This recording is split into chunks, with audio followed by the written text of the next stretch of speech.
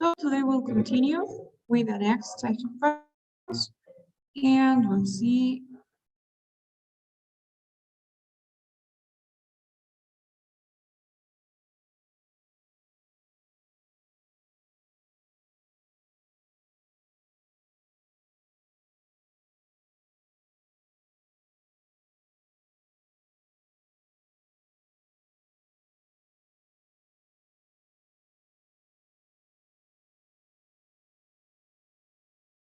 Okay, guys, so with the vocabulary, we're going to continue today with detailed questions. Let's see.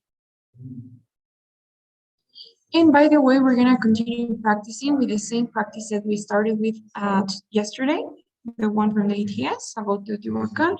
We'll continue working with that one. So, and hang on, please.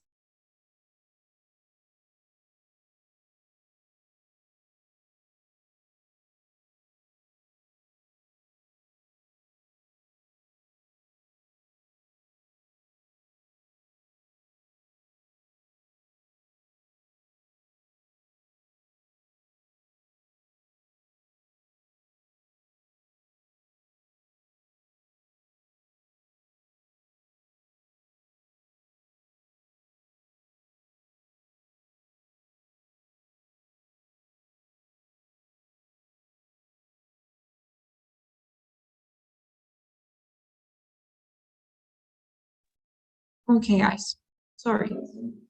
All right, so we're going to continue with the types of questions, and we'll start with detailed or factual questions. Okay, detailed or factual questions, which is going to be our second type. Now, these type of questions, I honestly really like them because they are really direct. They are going to require you to find information from a paragraph, but it's going to be information that's directly stated, that you will find there. You just have to find the information you're looking for. Remember that these are high frequency questions, which means that you get from 2 to 4 per passage, and we'll see how to answer. Okay, we'll look at an example, continuing with the same Teotihuacan passage. We'll be answering question number 5 from this question set. Okay, this one here. Which of the following allow? That's the one we're going to answer as an example for detailed questions. So I have it here.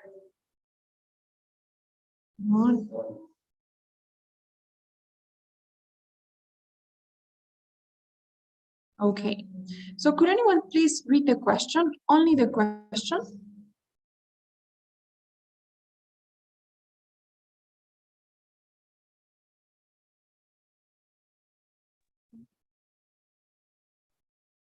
Can anyone please read the question? Number 5, teacher. Yes, question number 5. Which of the following allowed Teotihuacan to have a competitive edge over its neighbors?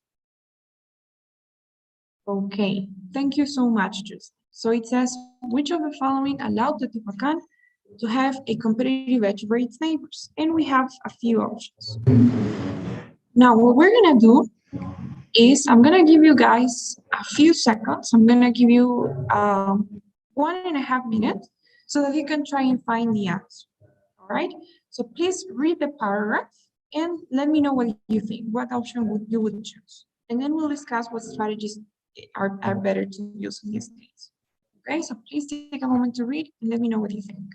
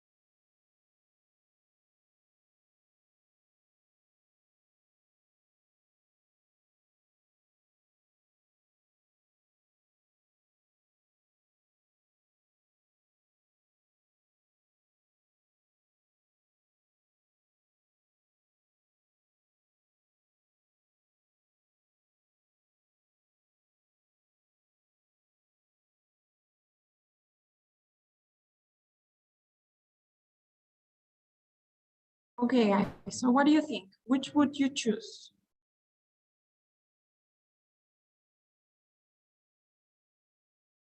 Sorry. What do you think is the best choice?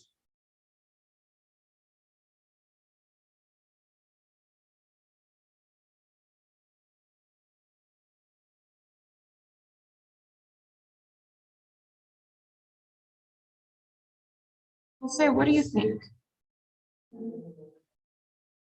A or D. I think it's A. All right, B or D, okay? No, A and D. A. A and D, all right, A or D. Okay, sorry. Michaela, what about you? Teacher, I'm not sure because I didn't understand at all. You didn't A lot understand of anything at words all? are new for me. Okay. But which one? I mean, if let's say that you're on the test, you have to choose one because you don't have the option of leaving it in blank. So which one would you choose?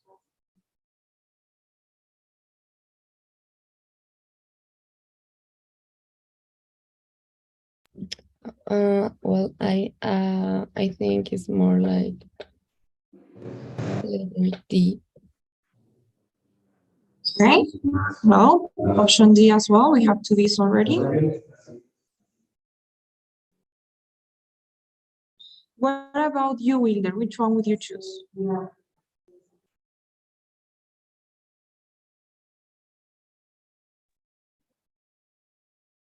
D. Okay, I think everyone is going for D. And Sergio? I think it's A. It's A. Okay. Good. Okay, guys. Juslan, are you there? Yes. So which one would you go for? A. A as well. Okay, guys. Now, when you have, first of all, how do you know that it's a detailed question? First, because you will find one of these words like why, how, when, which, when, where, what, all right? You know those open question words? You're gonna find them in the detailed questions because they're asking for specific information from the paragraph.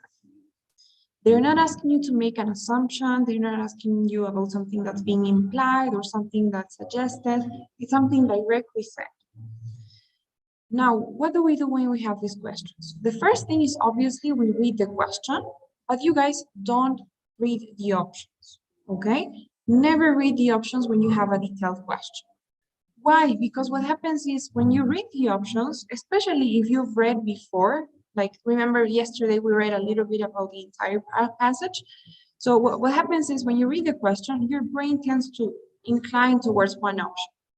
So you're gonna be already, when you're reading the options, you're gonna be like, oh, I think C feels good. And then you go back and check, and your brain is gonna try to look for clues that prove your theory that the option that you already chose was correct.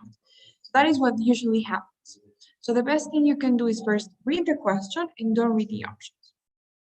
Now, after you read the question, in the question, you need to identify the keywords. Right? The keywords are going to be what you consider are the most important words in the question. The things that you think they're asking about that you may find in the paragraph as well. So what would you guys say the keywords in this question are?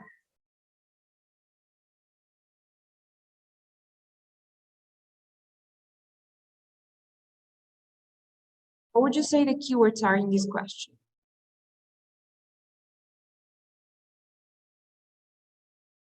Obsidian. I mean in the question, right? Here in question number 5, not in the options, not in the paragraphs. Competitive. Competitive, good. What else? Allowed. Okay, that's a keyword as well. And most importantly, edge, right? The most, like, if we have to summarize this question, the question says, what allowed Teotihuacan to have a competitive edge? Or basically, why? You know, why Teotihuacan had this competitive edge for its neighbors? That is the question. So those are the keywords, right? What allowed the Tehuacan to have a competitive edge. Those are the keywords. Once you have identified those keywords, what you need to do is look for them in the paragraph. So now you go back to the paragraph and you guys are gonna look for the keywords. Now, in this case, it's pretty easy because we have a direct quotation, right? If you see these quotation marks, so this entire phrase is in the paragraph, but that is not always gonna be the case. Sometimes you have synonyms instead. So it doesn't matter if you have these in the exact same words or if you have synonyms. Maybe instead of competitive edge, you just have like an advantage. Maybe instead of neighbors, you have something like the surrounding cities. So it could be which of the following allowed Teotihuacan to have an advantage over surrounding cities, right? Even though you won't find these exact same words in the paragraph, you are gonna look for their synonyms, right? Which would be a competitive edge over its neighbors. So that is the first step. Identify the keywords and look for them in the paragraph. We have them here. Now, I want you guys to remember this because this is really important, and usually this is the mistake that most students make in these type of questions. Remember, this is a detailed question, so they're asking for a specific detail. Once you have found those keywords, I guarantee that like 95% of the time, the answer is gonna be really close to your keywords. It's gonna be in the same sentence, in the sentence before, or in the following sentence. But you won't need to read the entire paragraph. None of the time you have to read the entire paragraph to answer the question. You will never need to read the entire paragraph, okay? So we have found our keywords. We're gonna read the sentences that are surrounding the keywords. And it says, it seems likely that Teotihuacan's natural resources, along with the city elite's ability to recognize their potential, gave the city a competitive edge over its neighbors. The valley, like many other places in Mexico and Guatemalan highlands, was rich in obsidian. Right, so I'm reading the sentence where it is and the following one. Now, would you guys say that we have found our answer? What do you think about those sentences that we read? Would you say that the answer is there?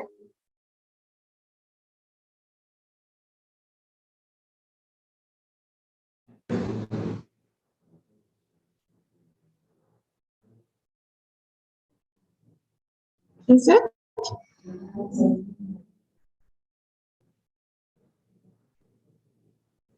Would you say the answer is there? Remember, the question is, what allowed Teotihuacan to have a competitive edge over its neighbors? Do you think that by reading the first two sentences, which are the ones that are nearest the keywords, have we found our answer to that question yet, or no? Is any of those sentences describing what allowed the city to have a competitive edge over its neighbors?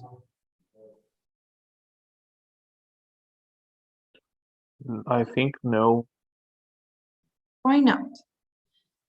Because Oh. this first sentence says, gave the city a competitive edge, right? This whole thing gave the city a competitive edge. So wouldn't you say that is the answer?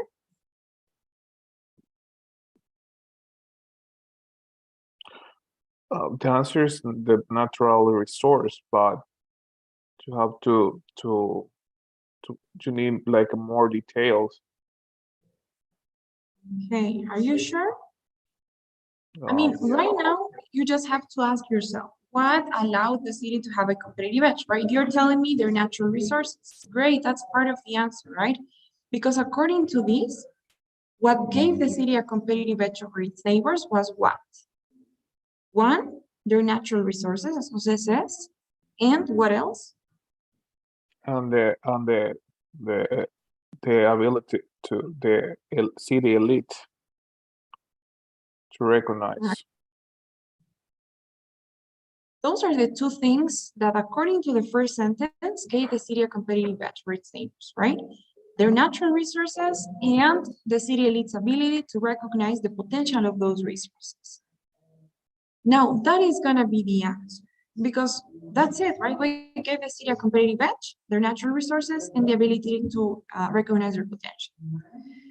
Now that you have found the answer, you already know what gave the city a competitive edge, which is, by the way, the same, right? gave the city a competitive edge is the same as allow the city to have a competitive edge. So now that we have found the answer, it's in the first sentence. What you have to do is look at the options.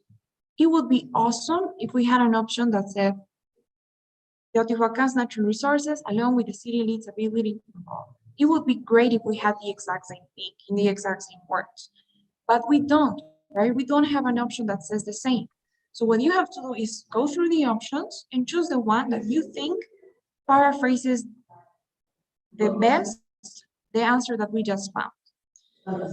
Now, for example, some of you guys are saying D, and it looks really tempting because it says, what allowed the city to have a competitive edge was scarce natural resources in nearby areas such as those located in what are now the Guatemalan and Mexican highlands. That seems really good because we have the phrase natural resources, right? So it is okay. Now, in order to select this option, before we select this option as the correct one, we need to make sure that not only does it answer the question, but that it is correct as well. We know that it's meaning one thing, right? Now, what happens with the ability to recognize their potential? Maybe it's not that important. Maybe we're gonna leave it there for a sec.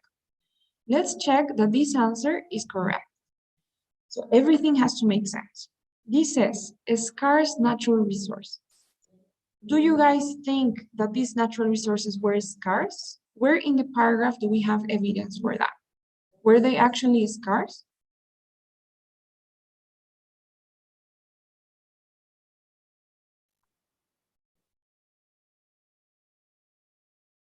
They weren't, right? They were not.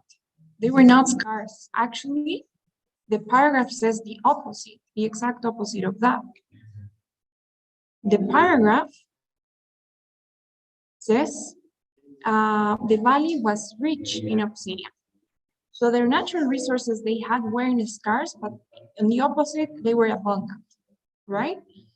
So that is already eliminating option D for us, because not only does it have to have the answer, but it has to be correct in everything that it says. We would also have to check whether they were located in what are now the Guatemalan and Mexican highlands or not, right? That would be another thing. But since we have already determined that they were not scarce, then we cannot choose this option because it's not complete. Now, some people are saying A. So who can tell me why A?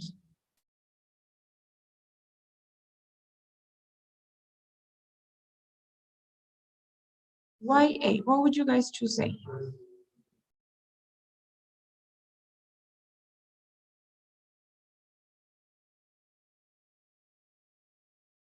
Who said A? Maybe the well exploded. It's like the ability to recognize their potential. The available commodity is the natural resource. Exactly. Great, perfect, that's it. So option A, although it seems like it has nothing to do with the answer, that is basically natural resources and the ability to recognize their potential, if you actually think about it and you see things through, it's just a paraphrase of the same thing because it says a well-exploited and readily available commodity. First of all, what is commodity? Does anyone know? What is it? It doesn't mean by the, sorry, go ahead. Yes, it's like a pure piece of like Like a product. yeah. Okay, yes. In terms, like speaking of business, it does refer to products. But like in general, it's basically anything that you have, anything that you possess, right? It's like goods. Goods that you have, goods that you own, right? Like bienes in español. That is commodity. It doesn't mean comodidad, by the way. Now, what does it mean when something is readily available? Available, it means that it's ready to use, right? And readily available.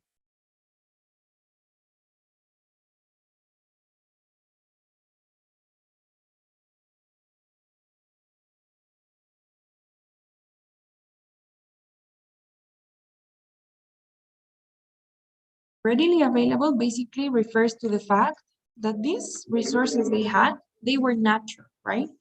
From the moment they established themselves in this valley, the resources were already there. The obsidian was already there to use. It was readily available from the start. It was natural. It isn't something that they created, that they produced. It was something that was there from the start. And well exploited, that means that not only did they have the natural resources, but they knew how to exploit them. They knew what their potential was, and they exploited it.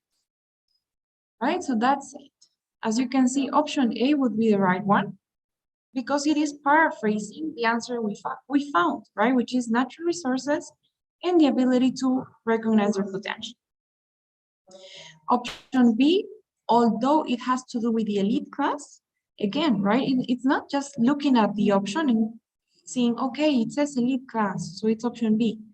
No, you have to actually make sure you read everything. And it says the presence of a highly stable. But do we know whether they were highly stable or not? We don't, right? And another thing is we're missing the main thing, which is natural resources here. So option B has nothing to do. And option C is totally out of context, right? Remember, our answer is natural resources. So C has nothing to do with that. Is this okay, guys? Do you have any questions about this question we did? Detailed questions? So who can summarize the process? Everything we did. What are the steps? What did we do?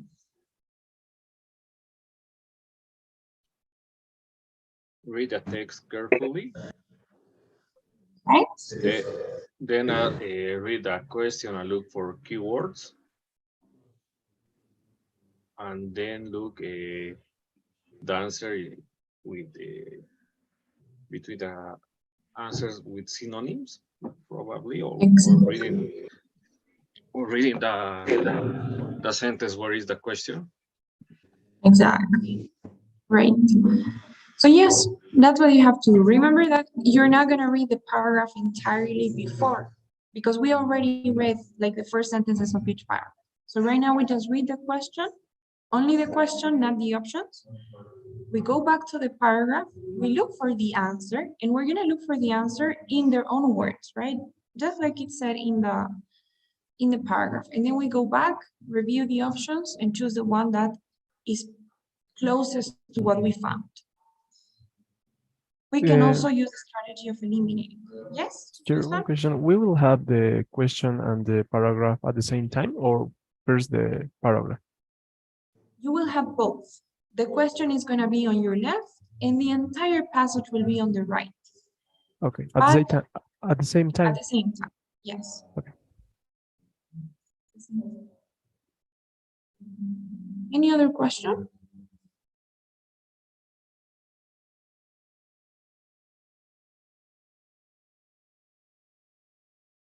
Okay, guys. So now you are going to do one. We're going to be answering question 6 of the same set. According to paragraph 4, we'll answer this one. And you guys will do it as a way to practice. Okay, so I'll give you guys 1.5 minutes to read the question, look for the answer, and tell me which option you would choose.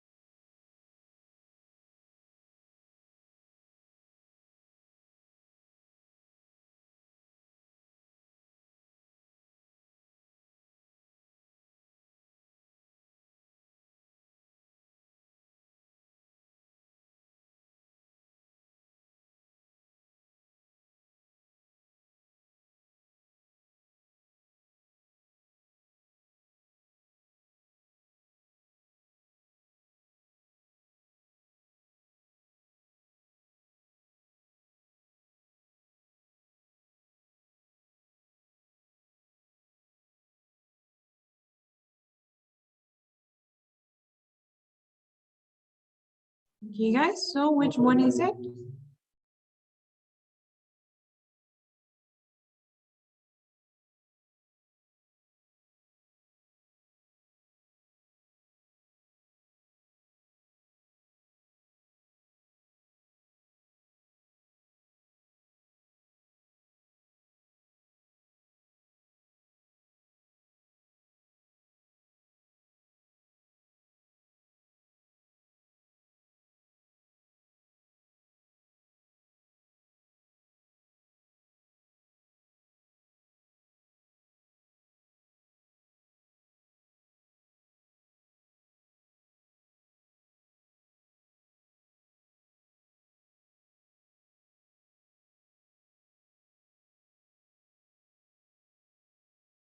So what have you guys decided?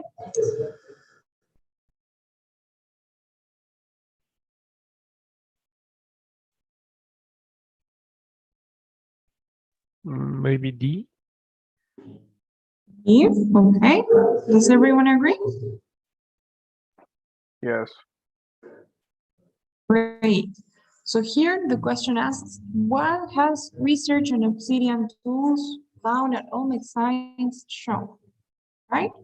We look for those keywords in the paragraph, we will find them here. So recent research on obsidian tools found at Olmec sites has shown that, so obviously what comes after that will be the answer. The answer is that some of the obsidian obtained by the Olmecs originated near Teotihuacan. I mean, just in case, obviously you gotta continue reading. Maybe the answer continues. Maybe there's something else that they found. So we're gonna read a bit more, and it says, Teotihuacan obsidian must have been recognized as a valuable commodity for many centuries before the Great Sea arose. And actually, coming back to the previous question, if you read the paragraph, then you know that obsidian is a commodity. So that's gonna give you a clue for the other question with you. But let's go back here again. So then we know that the obsidian obtained by the Olmecs originated near Teotihuacan. We look for the options, we look for the closest one, and it's obviously gonna be D. Some of the obsidian used by the Olmecs came from, which is a synonym for the word originated. The area around is a synonym for the word near, and then we have Teotihuacan. Right? And as you can see, you don't have the need to read everything. You just look for the keywords and the answer will be closed. Is this okay? Do you have any questions on this type of question?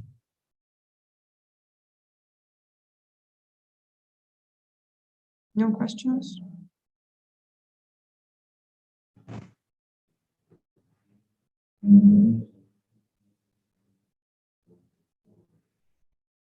All right, guys.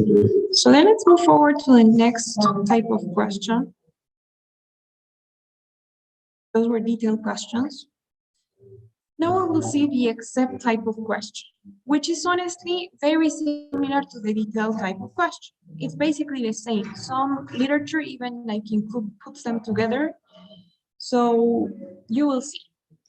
Now the except type of question is the same as the detail, but instead of asking you for a specific detail that was mentioned in a paragraph, they will ask you to choose the option that wasn't mentioned in the passage, something that was not said or that is not true from the passage.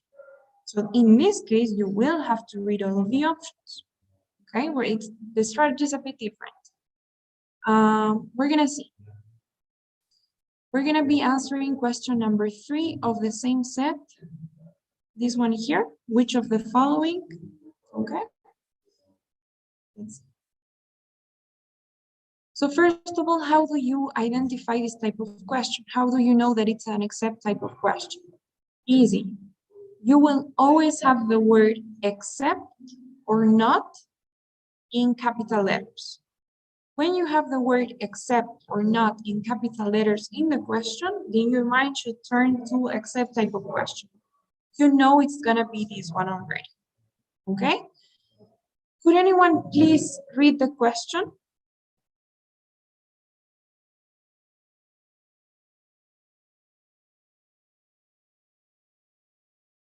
Which of the following is not mentioned in paragraph 2 as a main factor in the development of Teotihuacan? Okay, guys, thank you, Jocelyn. So now we're gonna do the same. I'm gonna give you guys one minute and a half so that you can try to find the answer and then we'll discuss.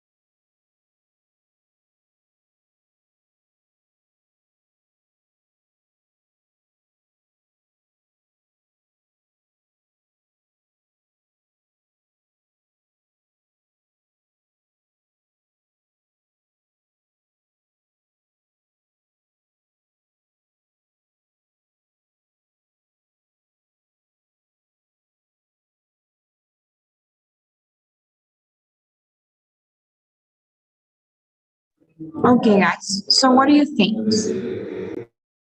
Letter C. Letter C. Mercy, do you all agree? Okay, great. So can you tell me what you did? How was the process?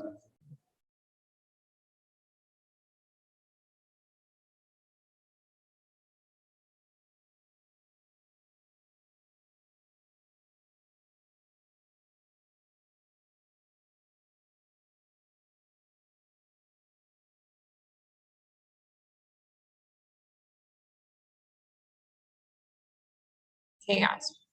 So basically, hang on. Okay, basically, the process is pretty similar to the detailed questions. First thing, you read the question, and you see what they're asking you for specific. In this case, they say, what is not mentioned as a main factor in the development of Teotihuacan, right? So what is not a main factor in the development of Teotihuacan? Now, I want to be honest with you guys, you won't always have the same type of question. Sometimes they won't ask you about a specific thing, like as a main fact. You won't have that. Sometimes they will just say, what is not mentioned in paragraph 2 and period. So in that case, you don't have anything specific to look at. You will have to read the entire paragraph in that case. But if they narrow it down and they ask you about something specific, then you don't need to read everything. Only in case they ask you about the entire paragraph, then you should read the entire paragraph. Okay? Now, in this case, they're asking for something that is not mentioned as a main factor. So what we're gonna do is same thing. We identify the keywords. What are the keywords in this question? Development. Development. What else? Factor. Factor. Only factor?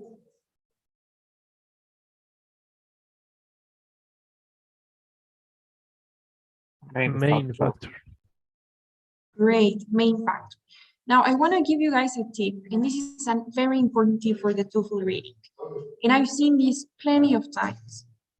These words are called modifiers because they basically modify something.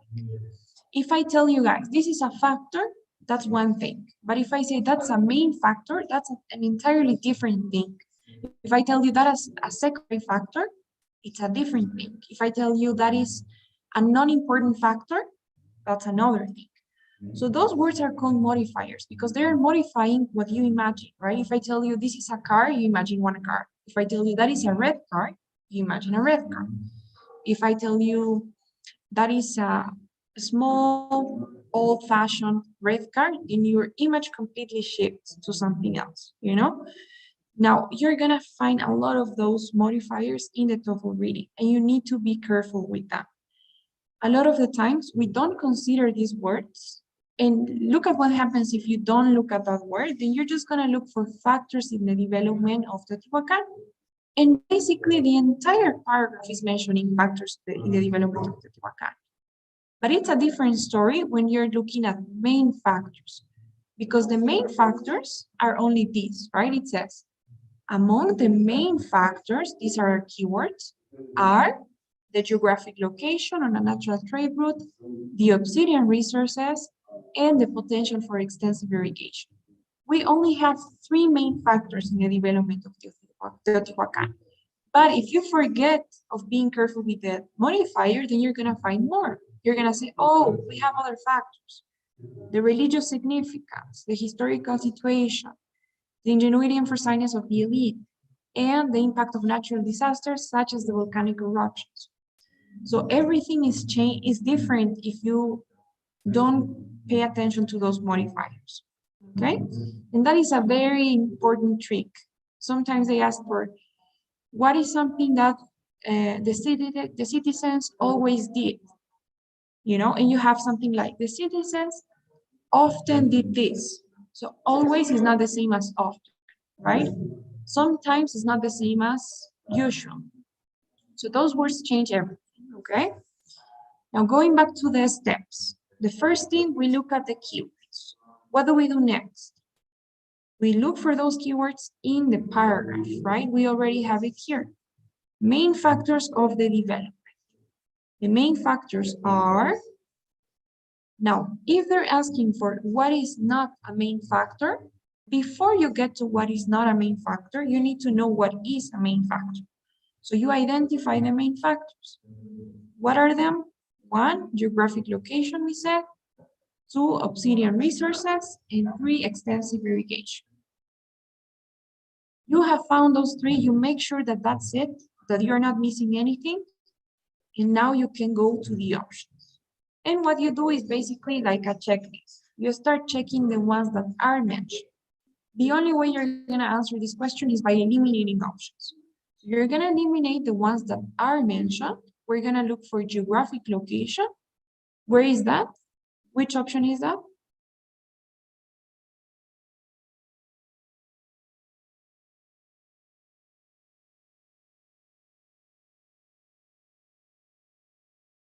Which option talks about Teotihuacan's geographic location? D. D. Exactly, letter D, because it says Teotihuacan's natural location on a natural trade route, right? I think it says, or Teotihuacan's, sorry, I can't see because it's like, okay, Teotihuacan's location on a natural trade route. Great. So D is actually mentioned. Another thing is you need to make sure, the same way that we did before, that what you're choosing is completely right? Because maybe if option D says Teotihuacan's location on a, no, I don't know, maybe you have on a new trade route is not the same as on a natural trade route, right? So careful with those things. Option D is matched. Now, what about the obsidian resources? Where is that?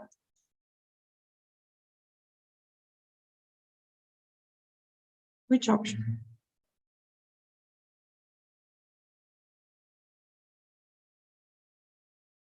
A.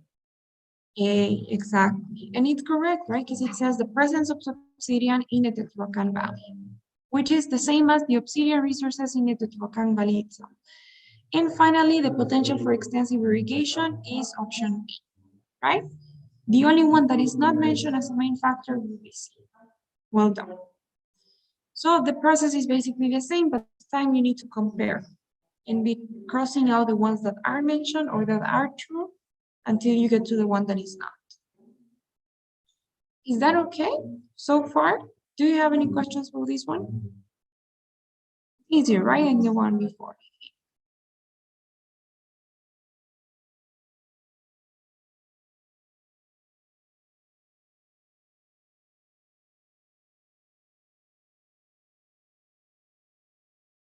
Now, these ones are a little bit more complicated. They are a little bit more subjective, we could say. They're not as direct as the other ones. These are called inference questions, okay? And as the name suggests, does anyone know what an inference is? What does this word mean, inference?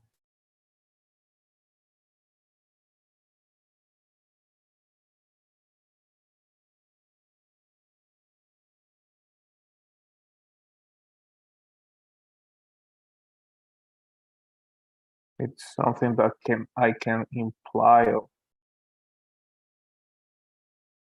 Exactly.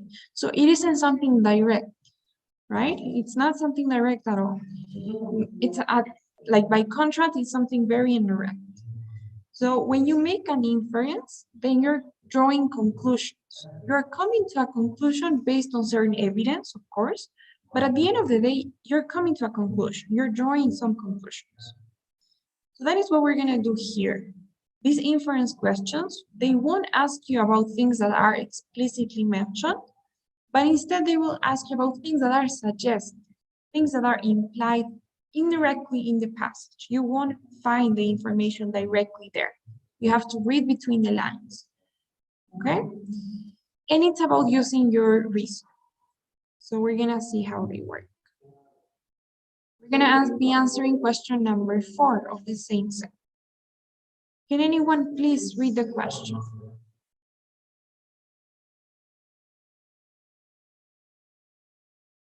What can be inferred from paragraph 3 about Huiculco prior to 2000 before Christ? Right, thanks. So same thing here, the process is practically the same. Read the question, make sure you know what they're asking for, go back to the paragraph, try to find that information, then compare with the options, okay? So I'll give you guys 1.5 minutes and then we'll discuss. Teacher, sorry, I don't understand completely what was incorrect.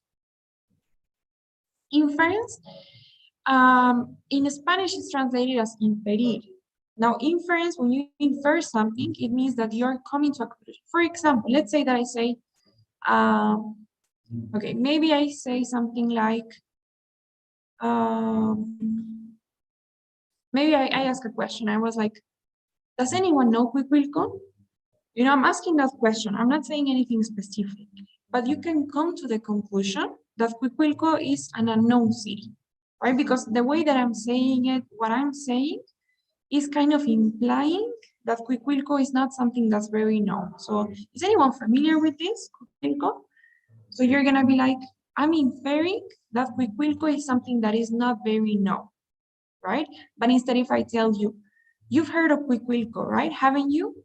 So in that case, you're gonna believe the opposite. You're gonna be like, oh, Cuicuilco is something that's very familiar. Everyone must know what Cuicuilco is. So those thoughts that you have, those are your inferences. You're drawing conclusions based on something that somebody else said. And those are the inferences that you're making. You know, you're drawing conclusions based on something. Of course, you can never be like 100% sure, but it's like the best inference that you can make. You know? Is that okay? Yes, thank you. Okay. In this case, will be only one answer. Yes, only one answer.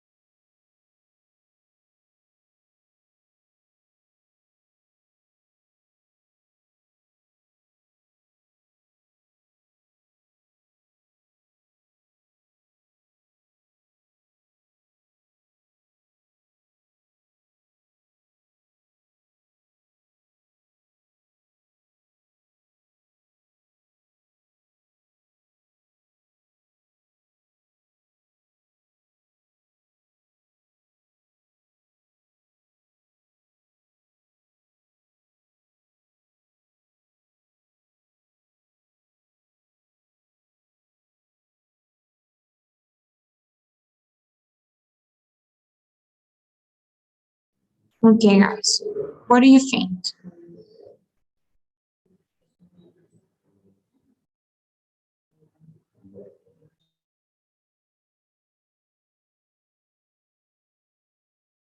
Letter B.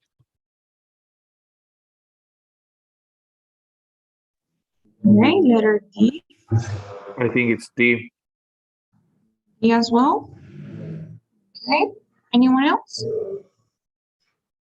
D. D too? Okay, great. Now, can you guys tell me why? How did you come to that conclusion?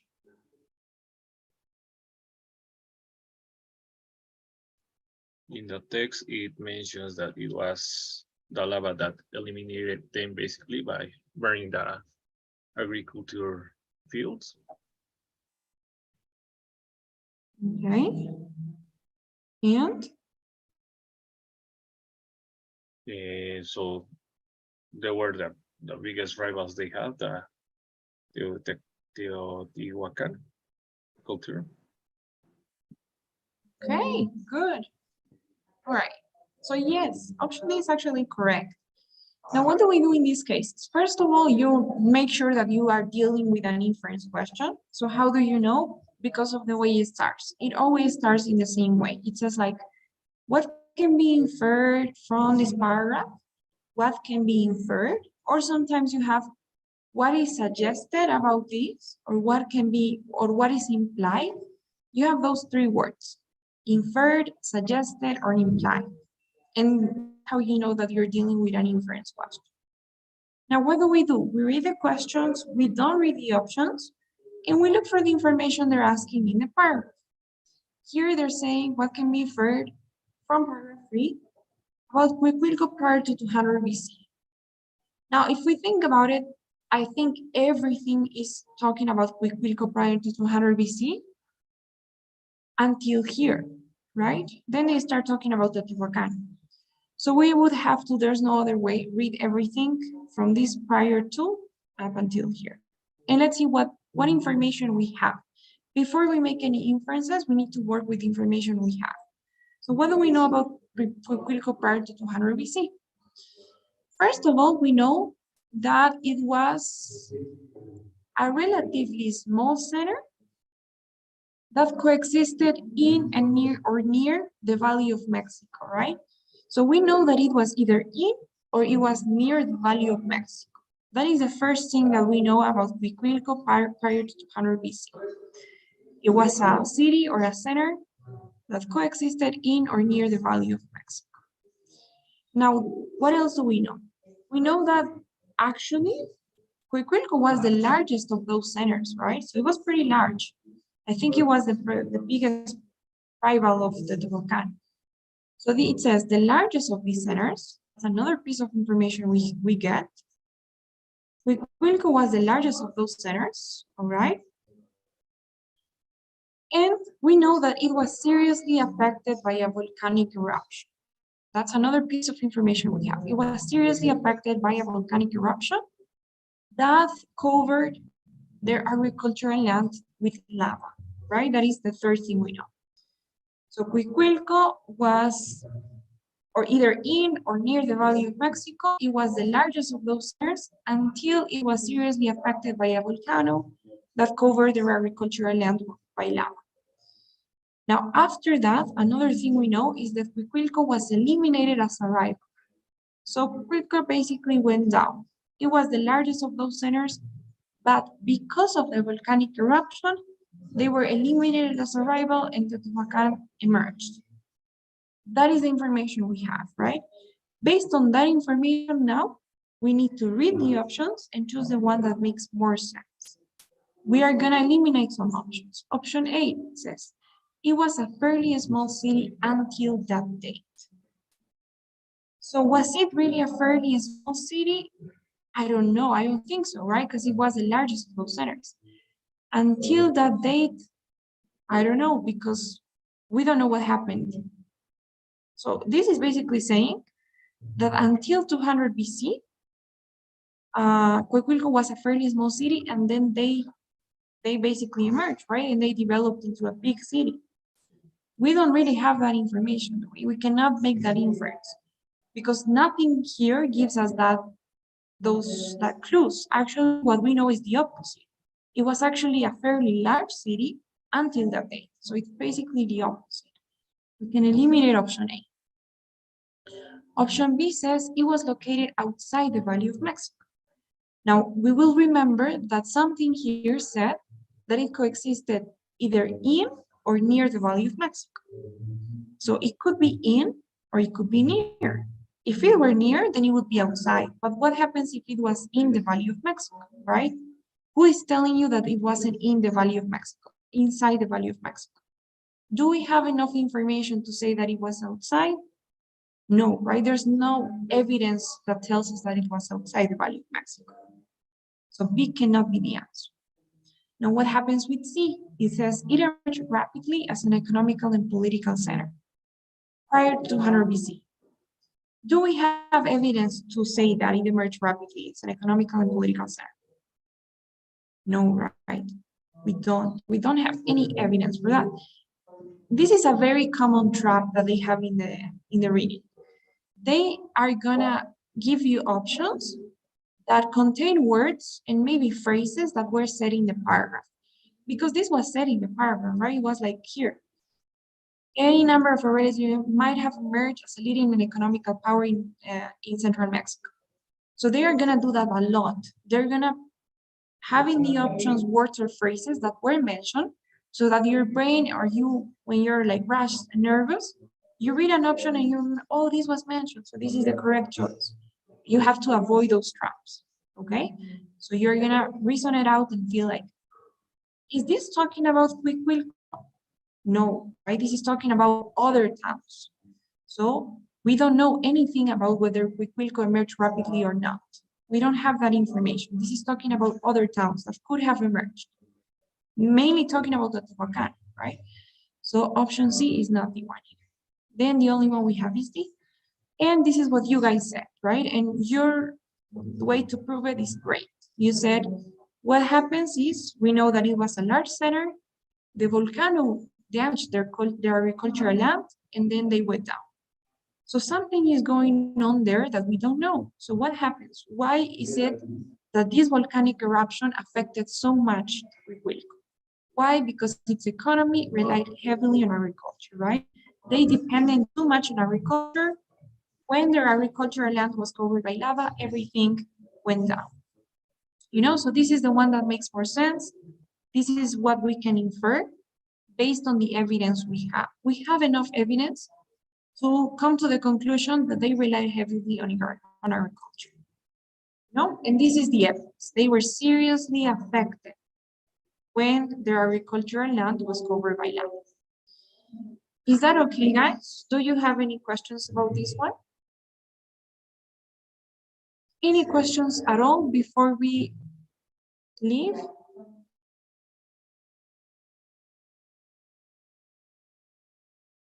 Tomorrow we'll continue. Do you guys have any questions before we go? Can you send us the presentation? Yes, sure. I will Yes. do that right now. In the meantime, please, if you could start filling out the surveys. I'm gonna launch them. I don't know why I can't. It's weird. Was it my internet?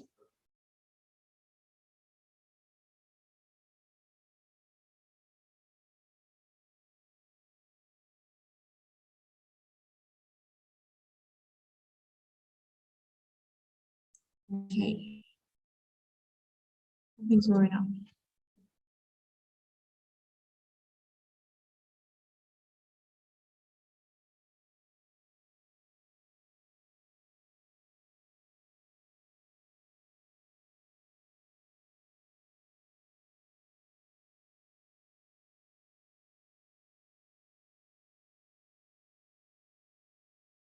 Okay, guys. Well, I don't know why I can't start this today's survey. It's weird. But anyways, I'll send you the presentation.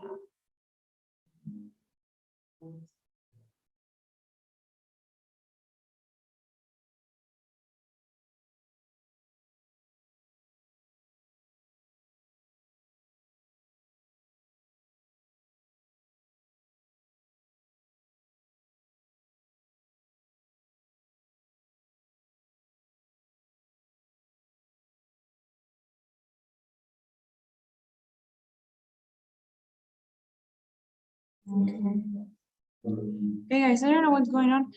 Please, I'll send it to the group chat. Like an hour from now after I'm done with my next class.